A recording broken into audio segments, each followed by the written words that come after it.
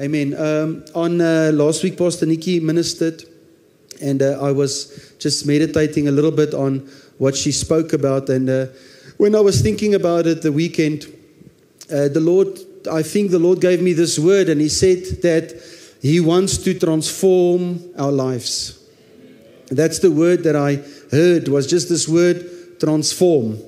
Be transformed, or have this transformed life. And I went into that and I meditated a little bit on that. But you know that God wants to transform our lives. He wants to change our lives. He wants to change our hearts and our minds. And it's not an outside thing or an external or an outside work. It's an internal work by His Holy Spirit that He wants to bring transformation to you. And there is a big difference between a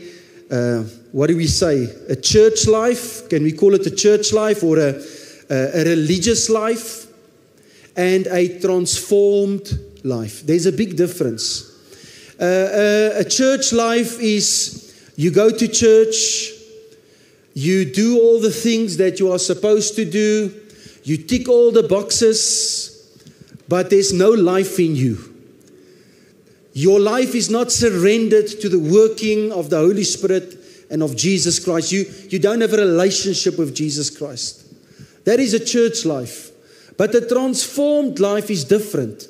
A transformed life means that your life is completely surrendered to the working of Jesus Christ in your life.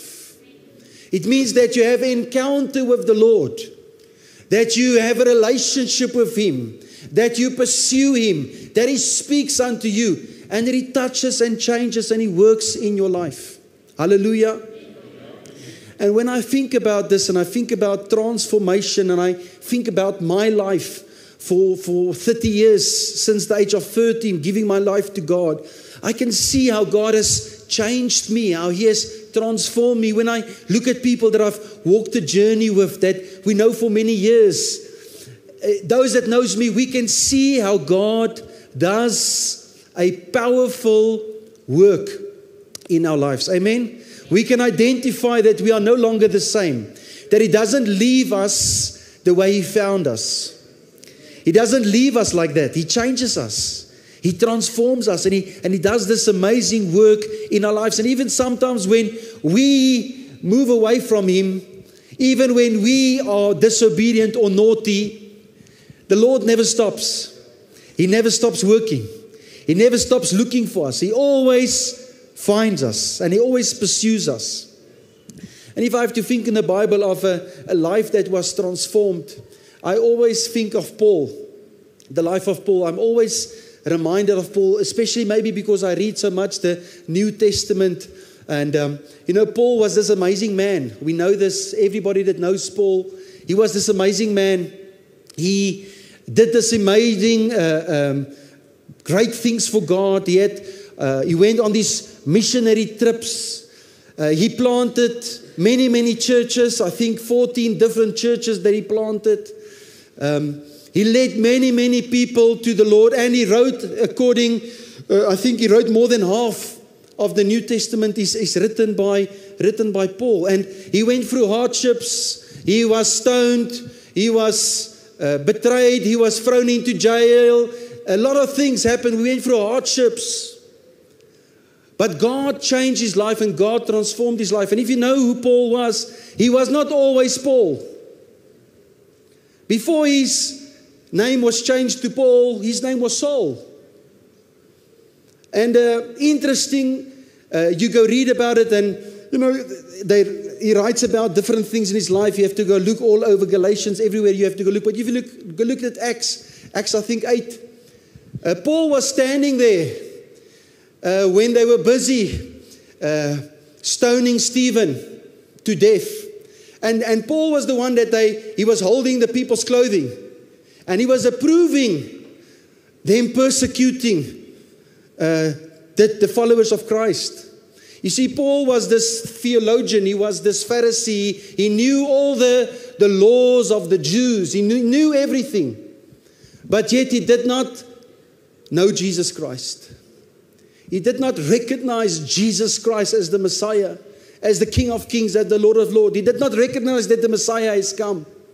And he was persecuting, there's a thing in my Bible, that he was persecuting the way. He was persecuting the children that was following Jesus Christ. He was the greatest one. He even went to the high priest and he got the letter to say that he can go to the houses and he can pull them out of their homes. And he can persecute them and he can put them in jail. This was who Saul was. But it was on his road to Damascus where he had an encounter with Jesus Christ. Where Jesus said to him, and he appeared as a bright light, and he said, Saul, why are you persecuting me? Because what you are doing is you are persecuting me. And at that moment, Saul went to his knees and he was struck with blindness. And for 3 days he was blind. And while he was blind for 3 days, it was the time when his eyes were really opened. To really see who Christ is, who Christ was, what Christ has done in his life. And he had this encounter with the Lord. And then you go read about Saul, and immediately began to preach in the synagogues. And then he was the one now being persecuted. And now the Jews wanted to kill him, and they were standing at the gate waiting for him. And they said the people let him out through a wall, through a gate down the wall. And long story short, Saul was not very long there.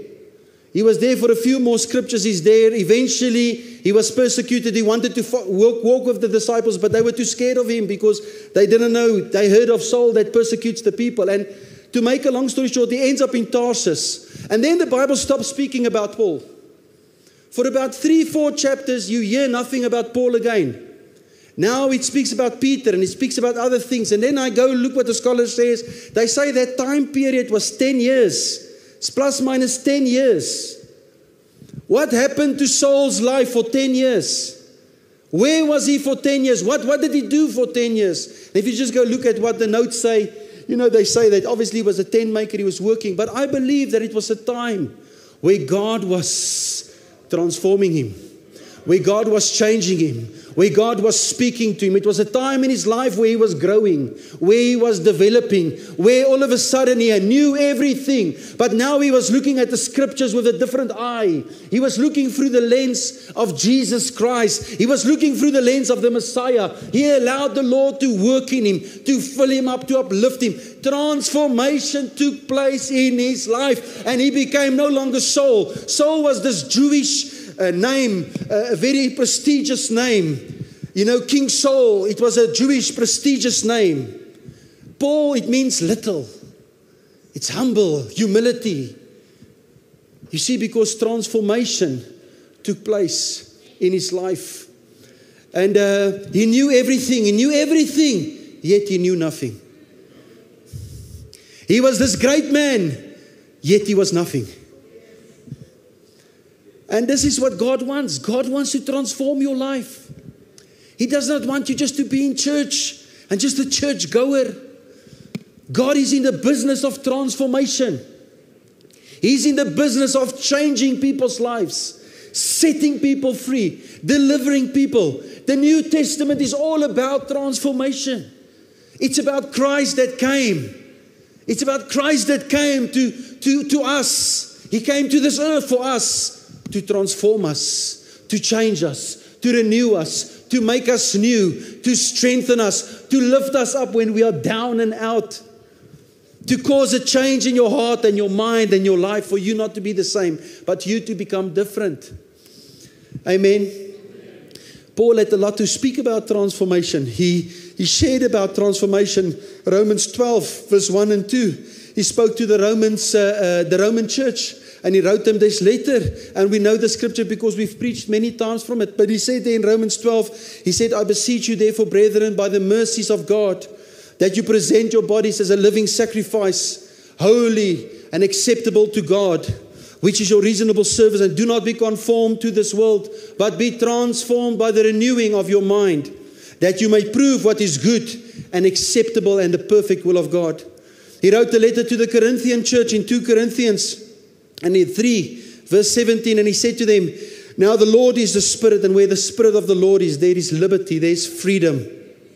But we all with unveiled faces, beholding as in a mirror the glory of the Lord, are being transformed into the image, the same image from glory to glory, just as by the Spirit of the Lord.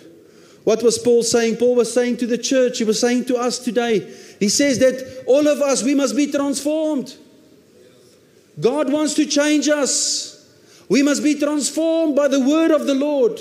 We will be transformed into the image of Jesus Christ. This is what it is about. And if you go look at that Greek word transformed and what the Greek word means, it means an ongoing, continuous action. It's an ongoing, continuous process that the Lord is committed to, an ongoing process, an ongoing work in your life. The Lord is committing himself to an ongoing work, an ongoing process to transform you from where you are to where he wants you to be. From the image that you carry of lack and of want and of a low self-esteem and of thinking you're not good enough and looking at yourself with your natural eyes, to taking you to the image of Christ, seeing yourself through the eyes of Jesus, seeing yourself that I'm a child of the King of Kings and the Lord of Lords, that I am a royalty and he's made me wonderful and fearfully, and that I can do all things through Christ who strengthens me, and that I am the head and not the tail, and I'm wonderful and fearfully made, and I'm not going to conform to the world and the systems and how they want to control me, but I will be moved by the Spirit of God because I am completely surrendered to the life of Christ. This is the transformation that the Lord wants to do in your life. He wants to transform your life. He wants to change your life. He wants to set you free. He's committing himself. He's committing himself, says, I am committed to an ongoing work in your life. Even if you walk away, even if you make mistakes, even if you find yourself in a sinful way, repent. But I am committed to you. Hallelujah. He promises to restore us, to mold us, to shape us in the image that he wants us to be. And you know, I want that. I want that. I don't know about you, but I want that. I want God to transform my life. I want God to change my life. I want to think different. I don't know about you. I want to think different. I want to pray for people, and I've got so much faith in the Lord that I just see miracles happen in front of my eyes. I want to love more. I want to love the way he loves. I want to let go of sinful things in my life and selfish things in my life. I want him to transform me. How is that going to take place? How is that going to happen? Church, is not going to happen this morning by you trying harder. It's not going to happen by you trying more. It's not going to happen by you coming with your own abilities, with your own strength, pushing more. It's not going to happen. It's going to happen by you having a surrendered life before Jesus. Laying your life down at his feet. Leaving everything, giving him everything. Giving him everything, surrendering everything unto him. I write here, a surrendered life leads to a transformed life. It's because of his mercy. It's because of his grace. Go read Romans, the first few chapters. It just speaks about what God has done for us through Jesus Christ. That's what it speaks about. The whole Romans, it speaks about what God has done for us through Jesus Christ. That he has justified us. He has redeemed us. He has forgiven us. He has called us into adoption, that we are now children of him. That we are reborn. We've got a life because of Jesus. It is because of his grace. It is because of his mercy. When we live a surrendered life, we surrender, God transforms. We surrender, God brings a change. Hallelujah. This is what Paul says in the Romans that we read. Present your bodies as a living sacrifice. What is that? That is daily surrender, church.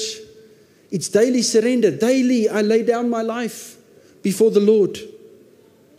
Jesus taught us, and Henny preached about it a while ago. He says, if you want life, if you want to save your life, what must you do?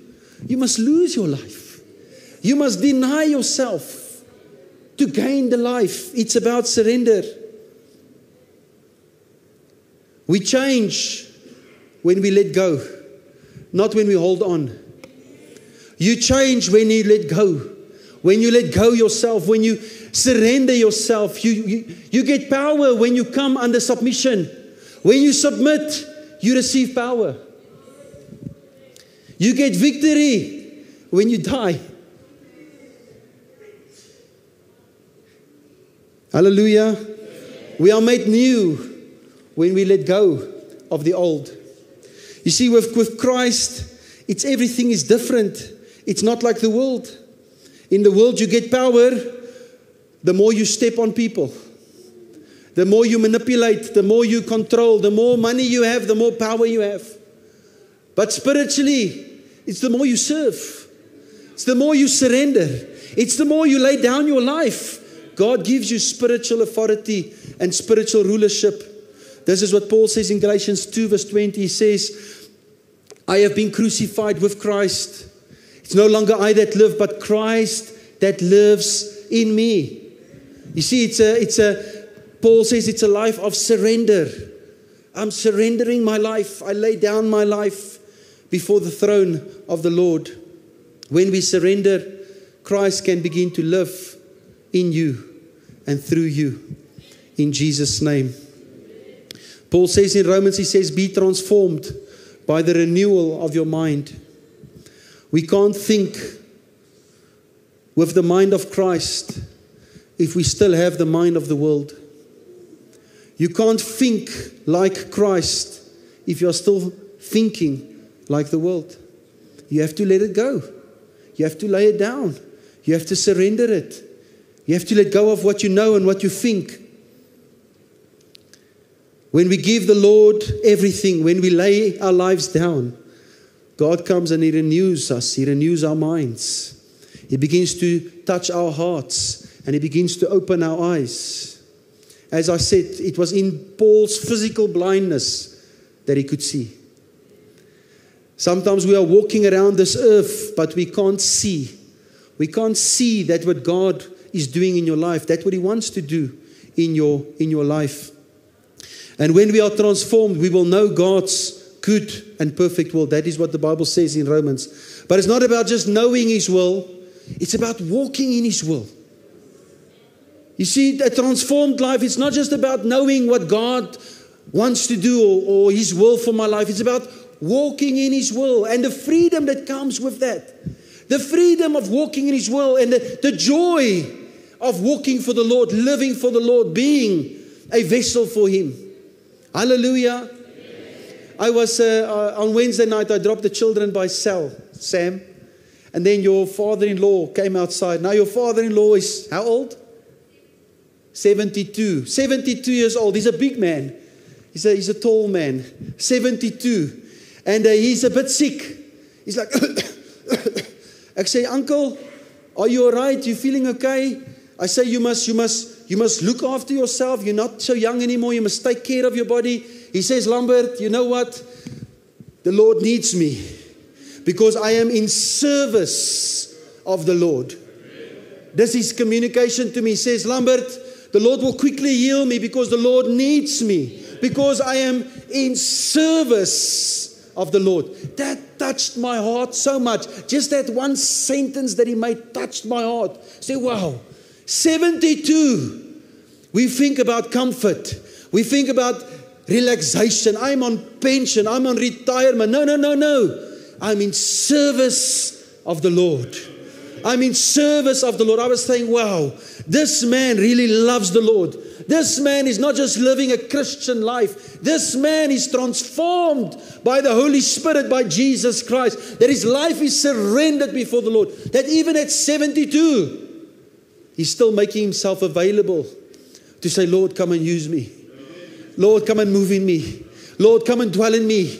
Lord, what is it that you want to do in my life? My life is just available for you. My life is just at your service. I'm just here to worship you, King of Kings and Lord of Lords. How powerful is it? It's a different life, a transformed life, a life that is changed by the Holy Spirit. Hallelujah. I write here a few things. There's biblical patterns that we see in the Bible. And I just wrote a few down, biblical patterns. You see, there's a biblical pattern that God gives us to follow. And there's probably many examples. I just give you 4 examples. But Abraham, he surrendered his homeland. You know, the Lord told him, go, leave your country. Go to a place that I will still show you. He left his comfort. He left everything he knew. He left his stability. He left his friends. He left everything behind. He surrendered his life to the Lord. He surrendered his homeland. And he went and he followed the Lord. The Lord told him, Abraham, sacrifice your son Isaac. The one that I've promised you, I will give to you. Sacrifice him. He went. He was obedient. He surrendered his life to the Lord. What did Abraham become? He became the father of the nations. He surrendered his life, but he became the father of the nations. You see, there's a pattern. There's a pattern that the Lord wants to give. Moses had many excuses. He had a lot of things. He had many reasons why he doesn't want to go back to Egypt. He came from Egypt. But he surrendered before the Lord his excuses. And what did the Lord do? The Lord used him to be a deliverer, to deliver the people out of the Egyptian might and to lead them to the promised land that God had in store for them. Amen. Peter, and I'm just using different examples. Peter, what did he do? He was a fisherman. And the Lord said to him, leave what you are doing. Leave your nets and come and follow me. What did Peter do? He surrendered. He surrendered his nets. He left his occupation. And he came and he followed Jesus. What did he become? He became a fisher of men. He became one of the apostles. And the Lord moved mightily through his life. And we know that he was the first one to preach. And 3,000 people gave their lives to the Lord. Hallelujah. And Paul, what did Paul do? Paul left everything. His status, his knowledge, his cleverness. He left everything. His esteemed name. I am Paul. Jewish strong. He left Saul. I'm Jewish strong. He left everything. And what did he do? God used him to touch many souls and to spread the gospel of Jesus Christ. Hallelujah. God wants to transform your life. God wants to change your life. God wants to do something in you. He's committed to a process. He's committed to an ongoing work in your life. It never stops. It doesn't stop. It doesn't start when you give your life to the Lord and then 3 years later, now you have become something and He stops. It's an ongoing work. It's an ongoing work. It's an ongoing work. It's an ongoing work for us to become like Jesus Christ, in the image of Jesus Christ, His Son, walking in complete victory. Hallelujah. Now, how do we apply this to our lives? You know, I'm always practical and I always think, okay, how do I surrender? How do I live a surrendered life? You see, my work is to surrender. God will do the transformation. I give over, He does the work in me. And then I am changed and I live for Him. But here's just 4 practical ways that I just wrote. How do I surrender? How do I live a surrendered life? And church, I want to say, first of all, it's not a feeling. It's not a feeling. It's a decision that we make. It's a choice that you make to live a surrendered life before the King of Kings. See, again, tomorrow when I go to my normal life, it's easy to surrender in the church. Lord, I surrender all. But tomorrow, when life hits me, I need to surrender before the King of Kings. So I just wrote down 4 things. Firstly, it's a daily prayer of surrender. A daily prayer of surrender, of submission. Jesus said, not my will, but your will be done. Every day, make this prayer of submission. Lord, not my will, but your will be done in my life. I surrender my life today to you. Lead me in this day. What is it that you want to do today? Lead me in this day. I give this day to you. I surrender my day to you. I surrender my life. A daily prayer of submission. It's a simple thing. The more you begin to pray this prayer, the more you begin to pray this prayer. I shared with the couples last week. I shared with them, I said that I've been praying this prayer in my life. For the last few months, I've been praying this prayer in my life about Romans 5:5. That was the one, Romans 5:5. Lord, fill me with your love by the Holy Spirit. Fill me with your love by the Holy Spirit so that I can love like you love. Because my love is not patient. It's not kind. It's sometimes irritable. It's sometimes selfish. But your love is kind. Your love is patient. And as I've been praying this prayer, as I've been praying with prayer, not only has it worked on my mind, but I believe that God is beginning to pour out His love into my heart, to love the way He loves. When we begin to pray this prayer of submission, to say, Lord, every day I surrender my life to you. Not my will be done, but your will. And you pray that prayer, something's going to happen in your life. Hallelujah. Number 2, obedience in small things. Obedience in small things, that's how it starts. When the Lord prompts you to do something, say yes. Obedience in small things. When the Lord prompts you to do something, say yes. Do it. Do it. You're going to begin to see how your life is going to transform. I believe that God is calling us to action. When He prompts us to do something for someone, to phone someone, to speak to someone, to pray for. This is how we're going to begin to see that working of the Holy Spirit transforming your life. Your faith is going to grow. Your dependence is going to grow. And miracles is going to start happening in your life and through your life. Hallelujah. Number 3, let go of control. Let go of control. We like to control things. If we control things, we are in charge. When we are in control, we feel safe. We feel secure. But the Lord is saying, let go of control.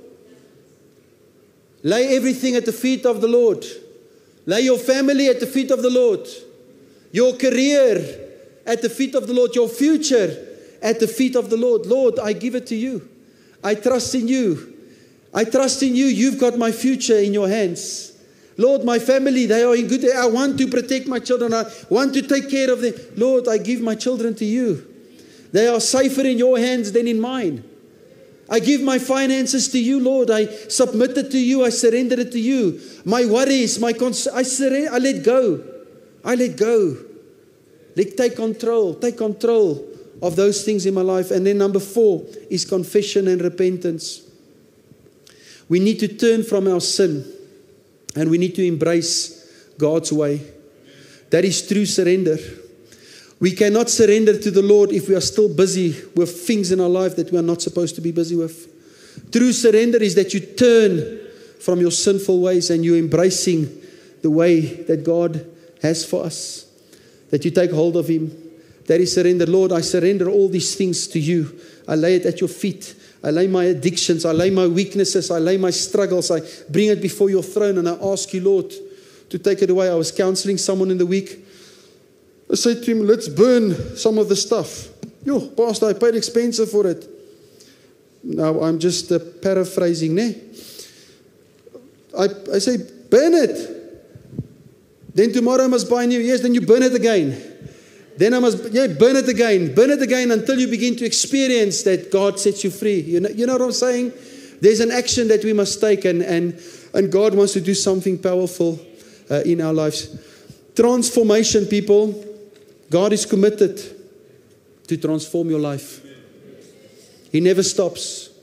He never stops working. Even when you don't see it. We sing the song. He never stops working. He pursues you. I want to encourage you this morning that God is about to change your life. God is changing your life. Open up again yourself to say, Lord, thank you. Thank you for your work in my life. That you don't leave me the way you found me. The situation that I'm in now is not the situation I'm going to stay in now. The condition of my mind that I'm in now is not the condition I'm going to stay in. Because, Lord, you are taking me through something. Why? Because you are working in a process in my life to take me somewhere until I behold the image of Jesus Christ. until I become like Him, think like Him, do like Him, act like Him, until He becomes, I'm intertwined with Him. Hallelujah. Amen. Amen. That is the word this morning. Let's just pray and say, thank you, God. Thank you, Lord. Thank you, Lord, for the word that you give us. Transformation, Lord, that you are in the business of transforming lives. You are in the business of changing lives. You are in the business of setting people free. Lord, you are serious about us, that you take us from where we are at and you take us to where you want to take us, to where you want us to be. Lord, this morning, even again, we just realize that you are the potter and we are the clay in your hands. And Lord, we ask you that you will mold us and that you will shape us and that you will form us in the very image of Jesus Christ. We love you, God, and we thank you. We thank you, Lord, and we pray for every person today that your word will touch us, that your word will inspire us, it will encourage us, it will uplift us, and it will do a work in our lives. We say thank you for this in your mighty name. Amen and amen and amen.